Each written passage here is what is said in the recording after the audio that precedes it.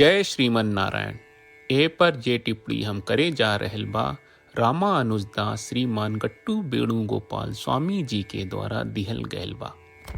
अध्याय 11 विश्वरूप संदर्शन योग श्लोक 12।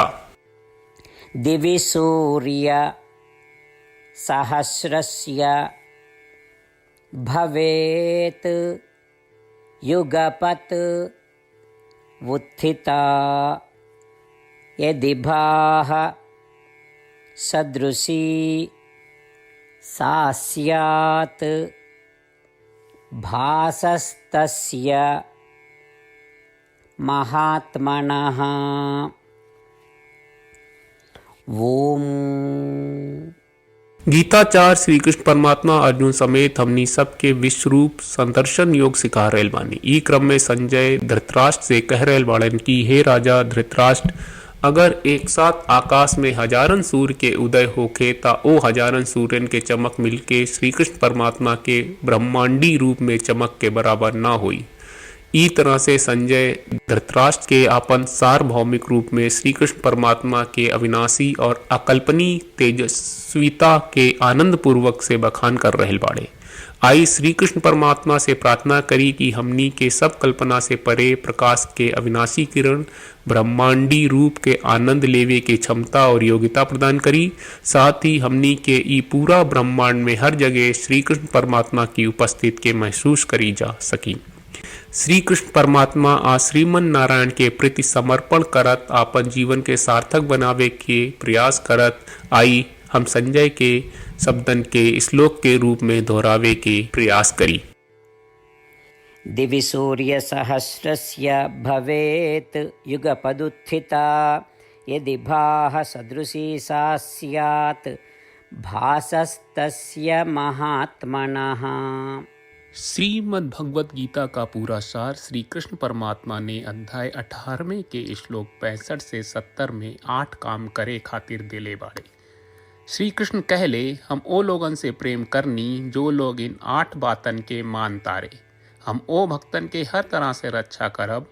श्री कृष्ण परमात्मा के द्वारा बोलल गईल संपूर्ण भगवत गीता सुनला के बाद अर्जुन कहले करिष्ये वचनम त्वा, जेके मतलब बा कृष्ण मैं उही करब जौन आप कही। यही कारण बा श्री कृष्ण अर्जुन के हर तरह के सफलता आ विजय प्रदान करेले। आई परमात्मा के आपन व्रत देई कि हमनी के ये 8 गौ कर्म के पालन करी जा। ई वचन परमात्मा के देवे से बड़न कौनो पूजा तपस्या यज्ञ नहीं। हम 8 प्रण कहब जौन हमनी के करे के चाहिए। आप सब कृपया इन्हन के आपन दिमाग और दिल में सोची। श्री कृष्ण के आपन वचन देवे के ई तरीका में हमनी सबकी कल्पना करे के चाहिए कि श्री कृष्ण का चेहरा खुशी से चमकत बा और खुशी के एहसास करत बा। जय श्रीमन नारायण। यहाँ हमनी के 8 वादा बा। हमनी के पहला वादा, हे श्रीमन नारायण, आपका निर्देश के मुताबिक हम हमेशा तोहार ध्यान करब और तोहार बारे में सोचब। हमनी के दूसर वादा, हे श्रीमन नारायण, आपका सलाह का अनुसार हम हमेशा आपका भक्त रहब। हमनी के तीसर वादा, हे श्रीमन नारायण, हम आपन सब काम तोहरा सेवा के रूप में और तोहरा संतुष्टि खातिर करब। हमनी के चौथा वादा, हे श्रीमन नारायण, जैस की आप माने के कहले रहलू, हमरा बहुत विश्वास बा कि हम आपके होई और हम हमेशा आपन दोनों हाथ जोड़ के आपके नमस्कार करब और आपकी पूजा करब। हमनी के पांचवा वादा, हे श्रीमन नारायण, हमरा के तोरा बात माम एकम शरणम ब्रज 1866 याद कहले, जहां आप हमरा के आपन का अर्पित करे का कहा। श्रीमन नारायण, मैं हमेशा तोहरे शरण में रहब। हमनी के छठवां वादा, हे श्रीमन नारायण, हमरा के तोहरा बात माँ सुचहा 1866 याद कहले कि आप हमनी के शोक ना करे का आश्वासन दे रहे बड़े। हम अब और शोक ना करब। हमनी के 7वां वादा, हे श्रीमन नारायण, आपने हमरा खातिर श्रीमद् भगवत गीता के वितरण करके हम सबके कृपा कहले और आशीर्वाद दहले बा। हम वादा करत बानी कि रोजाना कम से कम 1 श्लोक पढ़ब या सुनब। हमनी के 8वां वादा, हे श्रीमन नारायण, आप गीता के पूरा मानवता तक ले गयलू। हम गीता में आपके दिव्य वचन के उन भक्तन तक पहुँचावे के प्रयास करब जे गीता से अपरिचित बा।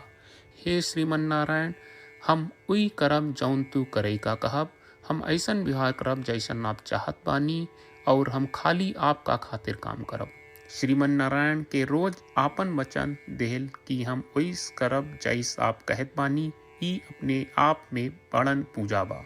श्रीमन नारायण करशे वचनम त्वा, श्रीमन नारायण हम तोरे निर्देश के मुताबिक काम करब। सर्वम श्री कृष्ण अर्पणम अस्तु। जय श्रीमन नारायण। दिवि सूर्य सहस्रस्य भवेत् युगपत् उत्थिता यदि भाः सदृशी सा स्यात् भासस्तस्य महात्मनः। ॐ दिवि सूर्यसहस्रस्य भवेत् युगपदुत्थिता यदि भाः सदृशी सा स्यात् भासस्तस्य महात्मनः।